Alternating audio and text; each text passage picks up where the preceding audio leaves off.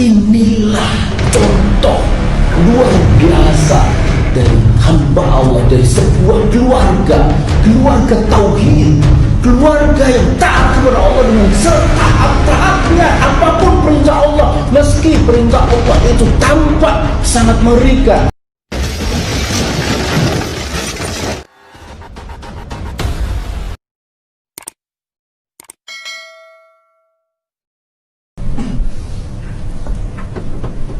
Innal hamdalillah nahmaduhu wa nasta'inuhu wa nastaghfiruh wa na'udzu billahi min shururi anfusina wa sayyiati a'malina. Man yahdihillahu fala mudilla lahu wa man yudlil fala hadiya lahu. Asyhadu an la ilaha illallah wahdahu la syarika lahu wa asyhadu anna Muhammadan 'abduhu wa rasuluh. Allahumma salli ala Muhammad wa ala ali Muhammad kama sallaita ala Ibrahim wa ala ali Ibrahim fil alamin innaka Hamidum Majid. Qala Allah ta'ala fi kitabihil karim, a'udzu billahi minasy syaithanir rajim. Walau anna ahlal qura amanu wattaqaw lafatahna 'alaihim barakatin minas sama'i wal ardh walakin kadzabu fa akhadnahum bima kanu yaksibun. Sadaqallahul 'azim. Ma'asyiral muslimin rahimakumullah, usini wa iyyakum bitaqwallah faqad fazal muttaqun. Kama qala Allah ta'ala fi kitabihil karim, a'udzu billahi minasy syaithanir rajim. Ya ayyuhalladzina amanu taqullaha haqqa tuqatih wa la tamutunna illa wa antum muslimun. Hadirin sidang salat Jumat yang berbahagia rahimakumullah. Pertama-tama marilah kita panjatkan rasa syukur kita kepada Allah Subhanahu wa taala. Oleh karena atas limpah rahmat-Nya lah pada siang hari ini, tengah kesibukan kita masing-masing, kita bisa hadir di tempat yang mulia ini, memenuhi panggilan Allah, melaksanakan salah satu kewajiban kita sebagai seorang muslim, yakni ibadah salat Jumat. Mudah-mudahan ibadah kita pada siang hari dan juga pada waktu yang telah lampau diterima oleh Allah Subhanahu wa taala. Yang kedua, khatib berwasiat kepada diri pribadi dan juga kepada jemaah sekalian untuk marilah dengan penuh kesungguhan kita senantiasa tingkatkan takwa kita kepada Allah Subhanahu wa taala dengan takwa yang sebenar-benarnya. Karena sesungguhnya hanya dengan takwa sajalah kita bisa berharap mendapatkan pertolongan dari Zat yang menciptakan alam semesta, yang menghidupkan dan mematikan kita semua dalam meniti kehidupan dunia yang fana ini, yang kita rasakan tidak semakin mudah oleh karena berbagai tantangan yang kita hadapi. Dan dengan takwa pula lah kita bisa berharap mendapatkan tempat yang terbaik insyaallah kelak di akhirat. Ma'asyiral muslimin rahimakumullah, sesungguhnya ada satu hal yang paling kita inginkan dalam hidup kita ini, tetapi kalau tidak boleh dikatakan kita lupakan, itu sudah sangat sedikit sekali orang yang mengingat satu hal ini. Apa itu? Berkah. Lihatlah, ketika kita hendak menyantap hidangan, kita berdoa. Bagaimana doanya?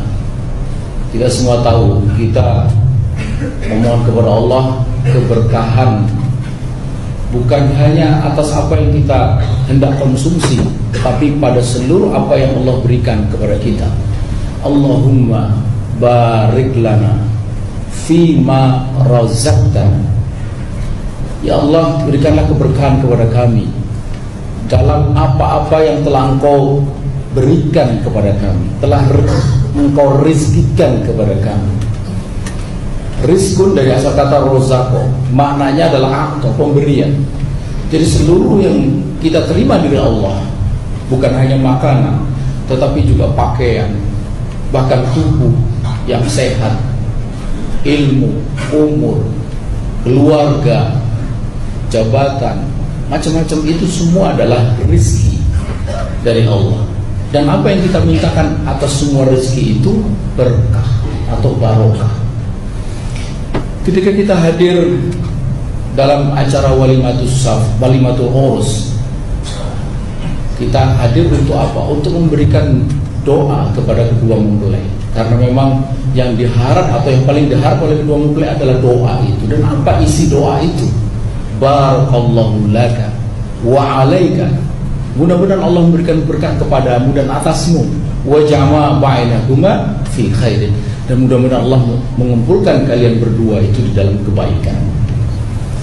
Yang sekalian, bahkan tidak kurang kita pun berdoa agar baginda Rasulullah SAW juga mendapatkan berkah.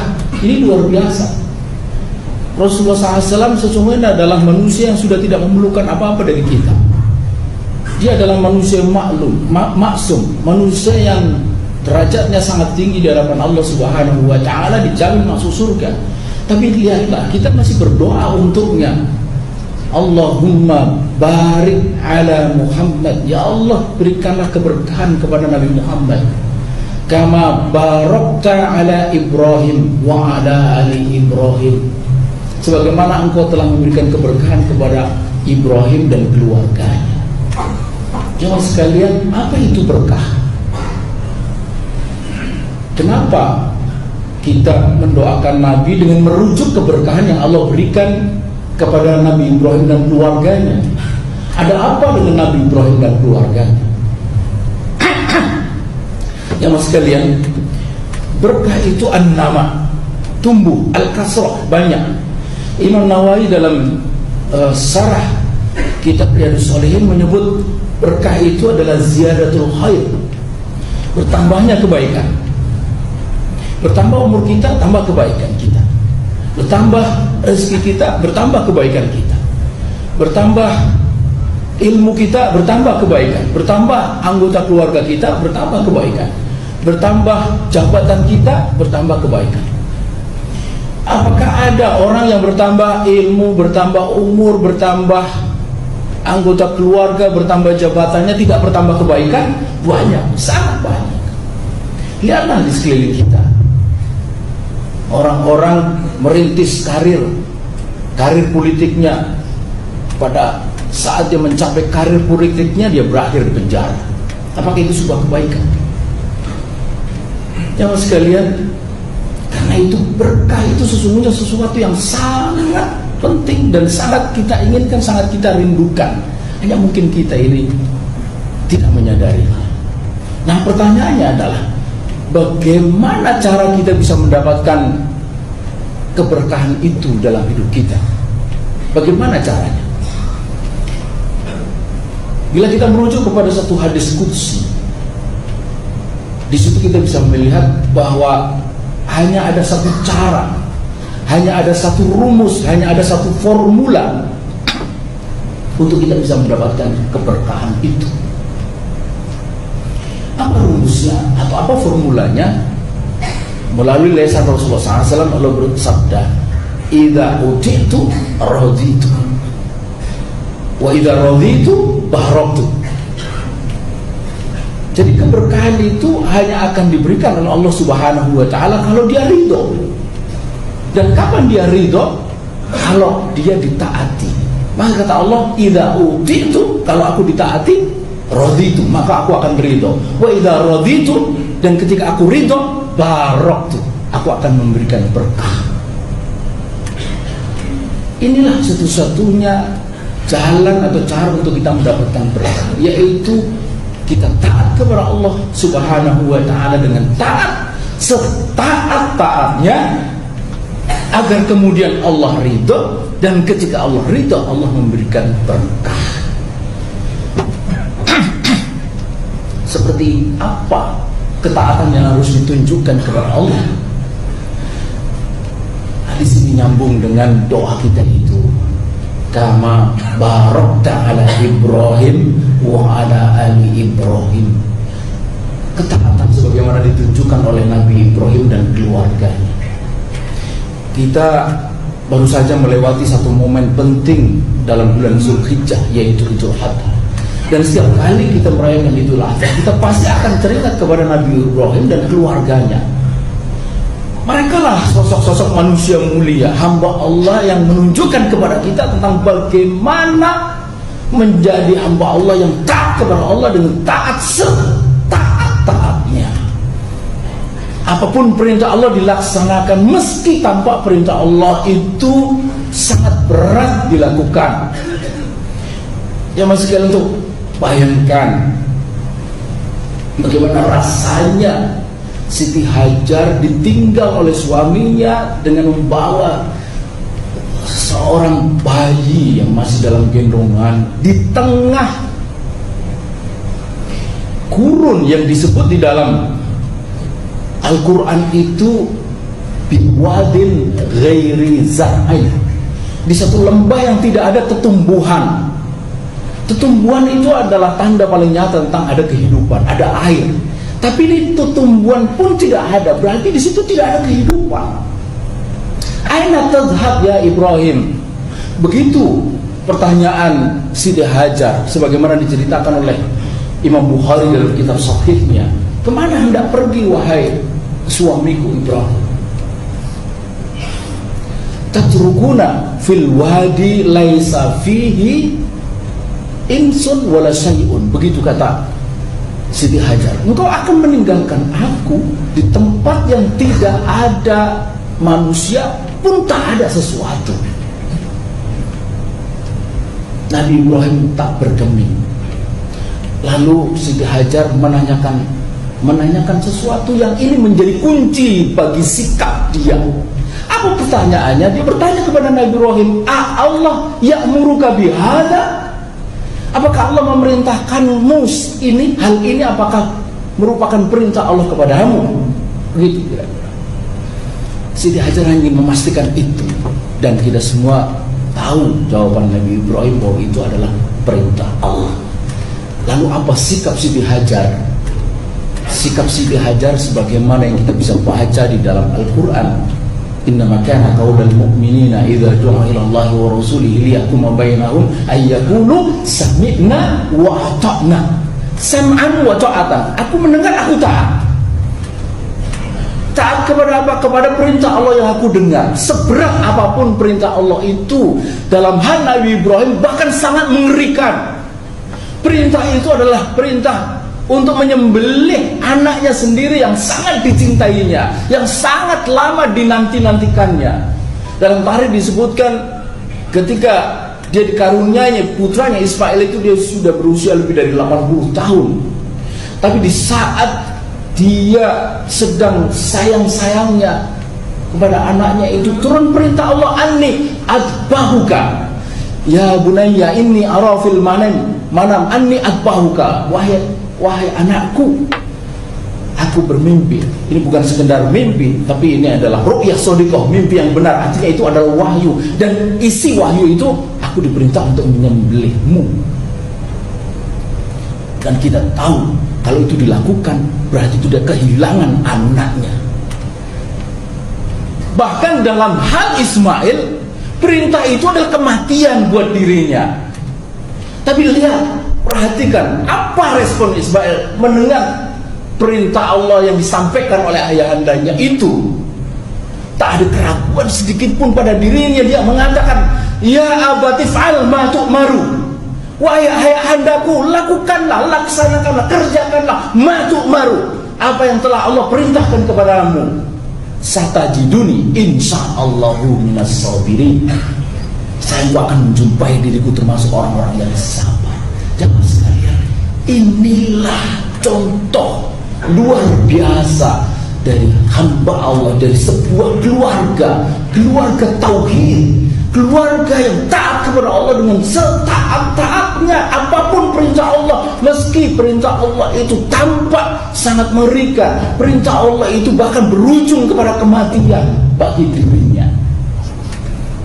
Yang sekalian, coba kita renungkan, ketika Ibrahim itu hendak menyembelih putranya Ismail, atau ketika Ismail sudah bersiap menyerahkan lehernya itu untuk dipotong oleh ayahanda sendiri, apakah mereka berdua itu tahu bahwa nanti Allah akan menggantikannya dengan domba besar? Apakah mereka tahu? Apakah mereka tahu? Tidak. Mereka tidak tahu. Mereka sama sekali tidak tahu. Mereka hanya menyerahkan diri sepenuh-penuhnya kepada Allah dengan satu keyakinan, sebagaimana diucapkan oleh Siti Hajar. Begitu dia mendengar bahwa ini perintah Allah kepada Ibrahim untuk meninggalkan dirinya dan anaknya di lembah yang tak ada kehidupan itu, maka dia mengambil kesimpulan yang luar biasa. Dia bilang begini, idzan la yudayyi'una. Kalau begitu maka pasti Allah tidak akan menyia-nyiakan kita. Pasti. Satu keyakinan luar biasa. Pasti. Seperti apa bentuk ketidaknyia-nyiaan itu mereka tidak tahu. Nabi Ibrahim tidak tahu, Nabi Ismail tidak tahu. Tidak tahu mereka. Tapi keyakinan itu yang ada pada diri mereka untuk taat kepada Allah dengan setatahnya. Pada detik yang sangat menentukan ketika pisau tajam hendak menggores leher putih Ismail, Allah menetapkan qadanya, wa fadainahu bi dzibhin adzim, maka kami menggantikannya itu dengan sesembelihan yang besar. Para ahli tafsir menyebut kibasun azimun atau kibasun kabirun, kibas yang besar. Lalu bagaimana dengan Siti Hajar? Siti Hajar dia mengalami suatu keadaan yang luar biasa. Dia tahu bahwa ini perintah Allah, tapi ini perintah sangat berat. Dia mengalami kondisi yang sangat menyayat hati karena perbekalan habis, air susu di dalam dirinya juga habis. Anak kecil yang ada dalam pangkuannya menangis terus-menerus karena kehausan. Akhirnya kemudian dia berusaha mencari solusi. Dia lihat ada seperti air di Bukit Sofa. Sampai di sana tidak ditemukan. Dia lihat di Bukit Marwah, sampai sana ditemukan, lari. Terus bolak-balik dari Bukit Sofa ke Marwah, bolak-balik. Jangan sekalian, kita mesti bayangkan itu terjadi 3.500 tahun yang lalu, sendirian. Sesuatu yang sangat berat dilakukan oleh para jamaah haji atau umroh. Membayangkan ketika dia sa'i dari Bukit Sofa ke Marwah, membayangkan seperti Siti Hajar dulu. Sangat sulit karena sekarang kita beramai-ramai dengan lintasan yang halus mulus. Ada baiknya kalau kita sedang sa'i, kita cari itu batu yang masih tajam, kita goreskan itu kaki ke situ supaya kita bisa membayangkan seperti apa beratnya Siti Hajar ketika dia berlari dari Sofa ke Marwah, mencari solusi bagi persoalan yang dihadapi. Apa yang terjadi jemaah sekalian? Allah menetapkan qadanya dengan cara yang sangat sederhana. Air itu ditemukan, air itu keluar bukan di lintasan sa'i, di luar lintasan sa'i, dengan cara yang sangat sepele. Ismail kecil menghentakkan kakinya, lalu dari sana keluarlah air Zam-Zam. Yang sekalian kita mungkin bertanya, apa keberkahan yang diberikan oleh Allah Subhanahu wa taala kepada keluarga Ibrahim itu sehingga kita berdoa kama barakta ala Ibrahim wa ala ali Ibrahim.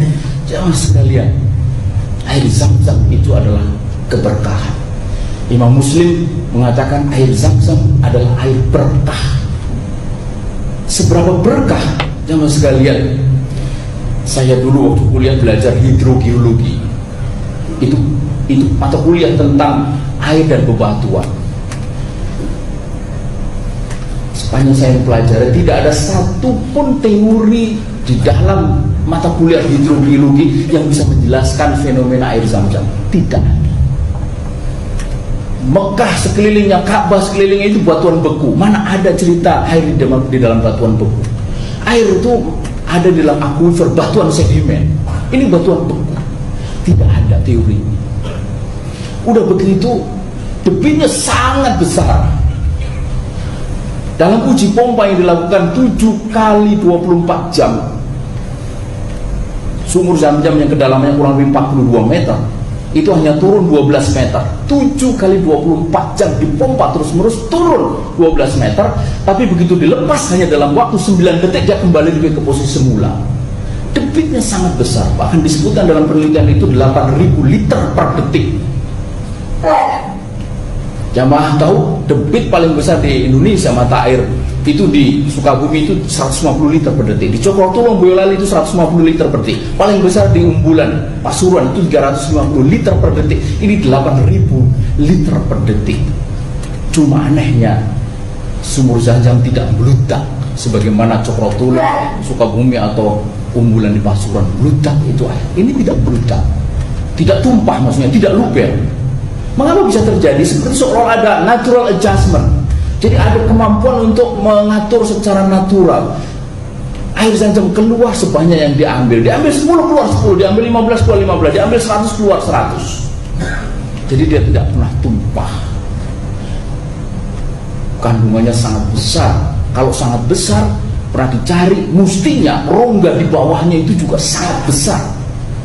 Jamaah haji tahun ini 2,3, 2,5 sebutlah, 2,5 juta. Kalau masing-masing membawa 5 liter saja itu berarti ada 12,5 juta liter diambil. Itu baru yang diambil, yang dibawa pulang ke tanah air. Belum lagi yang diminum setiap hari, setiap saat. Sampai ini hari tidak ada restriksi dari pemerintah Saudi, dari otoritas di sana untuk kita ini minum. Tidak ada, misalnya hanya 2 gelas sehari, tidak ada, bebas semua. Bahkan kalau kita datang ke pusat sumurnya itu, ke pusat pompanya itu, kita bisa minum sepuasnya, bahkan kita bisa mandi air zam-zam di situ. Kalau begitu mestinya rongganya sangat besar.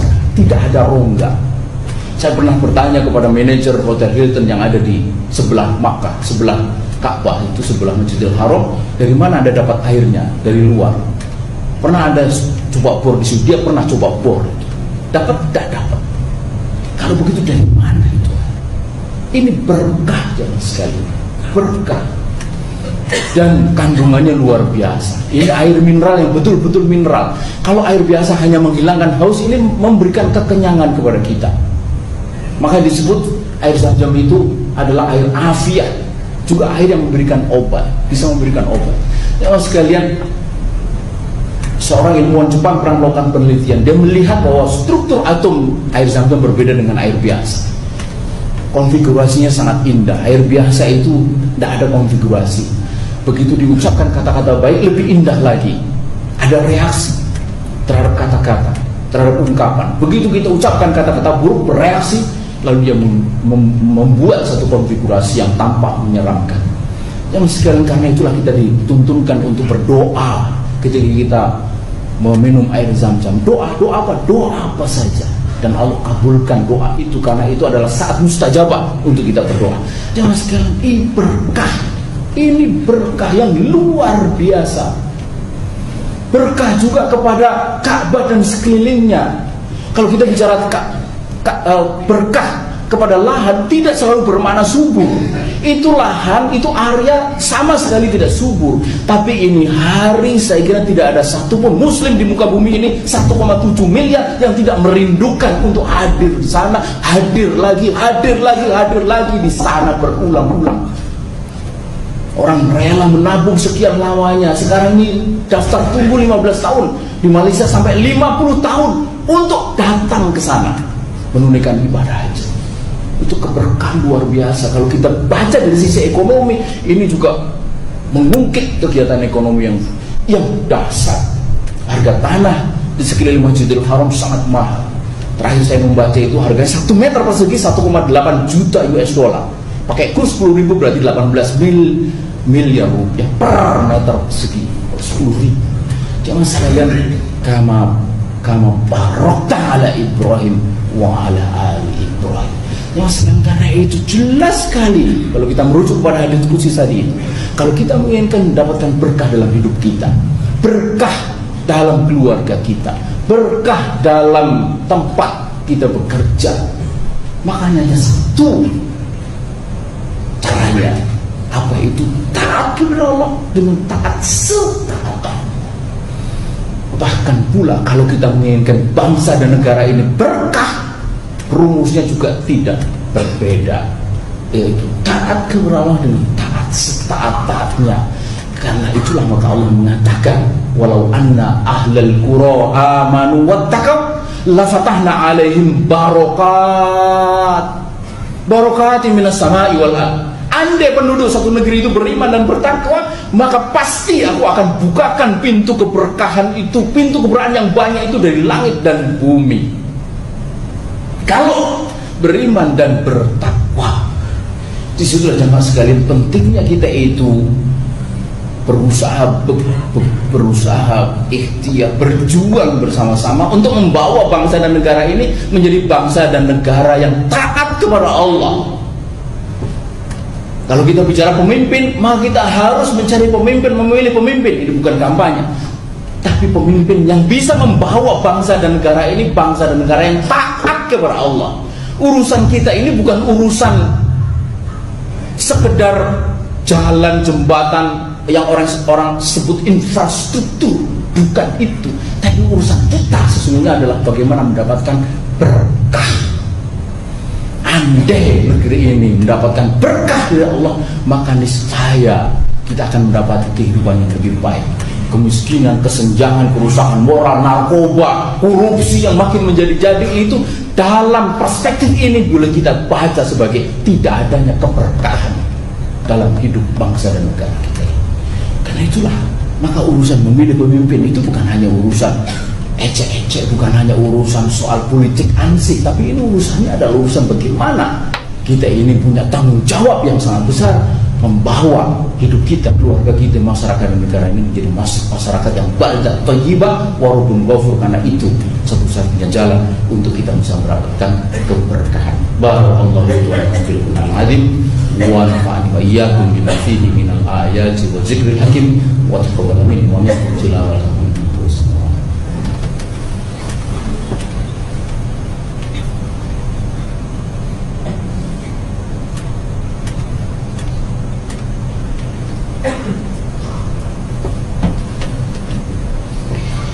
Alhamdulillah, alhamdulillah. Pada ada kunna jadi apa Allah. Asyhadu la ilaha illallah wa asyhadu anna Muhammadan abduhu wa rasuluh. Allahumma shalli ala Muhammad wa ala ali Muhammad kama shallaita ala Ibrahim wa ala ali Ibrahim fil alamin innaka Hamidum Majid. Wassalamu alaikum warahmatullahi wabarakatuh. Karena itu sekali lagi marilah kita bersungguh-sungguh dalam menjalani kehidupan ini dengan sungguh-sungguh taat kepada Allah, taat setaat. Marilah kita juga sungguh-sungguh dalam memimpin keluarga kita, membawa keluarga kita menjadi keluarga yang taat serta taat. Jauhkan segala sesuatu yang bermakna maksiat dari keluarga kita. Kalau kita harus menjalani kehidupan bermasyarakat dan bernegara ini sungguh-sungguh dengan cara kita membawa bangsa dan negara ini menjadi masyarakat dan negara, bangsa dan negara yang taat kepada Allah dengan taat yang setaat-taatnya. Jangan biarkan kita ini dipimpin oleh orang yang justru menghambat taat kita kepada Allah. Dia membiarkan terjadinya persekusi kepada orang-orang yang mengajak taat kepada Allah. Dia membubarkan organisasi yang pada dasarnya dia melakukan kegiatan untuk mengajak taat kepada Allah. Karena kalau itu dibiarkan, maka bangsa dan negara ini bukan makin dekat kepada keberkahan, tapi makin jauh dari keberkahan. Ketika keberkahan tidak ada lagi pada diri kita, walakin kadzabu fa akhadnahum bima kanu yaksibun, maka Allah akan mengazab kita bukan oleh karena Allah, tetapi karena tindakan kita sendiri yang ingkar atau yang banyak melakukan ketidaktaatan atau melakukan kemaksiatan kepadanya. Karena itulah jamaah sekalian berbagi dari mimbar yang mulia ini kita serukan untuk marilah kita ini bertakwa dengan takwa yang sebenar-benarnya, karena ini pintu dari semua hal, pintu keberkahan diri kita, keluarga kita, bangsa dan negara. Mudah-mudahan Allah Subhanahu wa taala memberikan kekuatan kepada kita, kesabaran, kelapangan dada dan pikiran untuk kita menjadi muslim yang sesungguhnya, muslim yang baik, muslim yang taat kepadanya dan taat-taatnya sebagaimana Nabi Ibrahim dan keluarganya. Di situ ada Ismail dan istrinya Siti Hajar. Akhirnya marilah kita tutup ini dengan sama-sama berdoa, mohon kepada Allah dengan penuh khusyuk tadarrur, berharap mudah-mudahan Allah mengabulkan semua yang kita mintakan. Innallaha wa malaikatahu yusholluna 'alan nabi ya ayyuhalladzina amanu shallu 'alaihi wa sallimu taslima. Allahumma ighfir lil mu'minina wal mu'minat wal muslimina wal muslimat al ahya'i minhum wal amwat innaka sami'un qaribun mujibud da'wat wa ya qadiyal hajat rabbana fil lana wa li ikhwanina alladhina sabaquna bil iman wa la taj'al fi qulubina ghillan lil ladzina amanu rabbana innaka ra'ufur rahim. Allahumma inna nas'aluka salamatan fid din wa afiyatan fil jasad wa ziyadatan fil ilmi wa barakatan fil rizqi wa taubatan qabla al maut wa rahmatan indal maut wa maghfiratan ba'dal maut. Allahumma hawwin alaina fi sakaratil maut wan najata minan nar wal 'afwa indal lana dinana alladhi huwa ismatu amrina waslih lana dunyana allati fiha ma'asuna waslih lana akhiratana allati ilayha ma'aduna waj'alil hayata ziyaratan lana fi kulli khair waj'alil mauta rahatan lana min kulli sharr rahmatika ya arhamar rahimin. Allahumma a'izzal islam wal muslimin wa ahlikil kafarat wal musyrikin wa dammir a'da'ana a'da'ad-din. Allahumma ansur man nasara din. Allahumma ansur ikhwanana fi kulli makan. Allahumma ansur ikhwanana al-mujahidin fi sairil biladil muslimin bi rahmatika ya arhamar rahimin. Allahumma inna nas'aluka dawlatan khilafatan rasidatan ala minhajin nubuwah allati tutabbiquha. Rabbana hab lana min azwajina wa dhurriyyatina qurrata a'yun waj'alna fil akhirati hasanah wa qina adzabannar. Subhana rabbika rabbil izzati amma yasifun wa salamun 'alal mursalin walhamdulillahi rabbil alamin. Ibadallah, innallaha ya'muru bil 'adli wal ihsan wa ita'i dzil qurba wa yanha 'anil fahsya'i wal munkar wal baghi.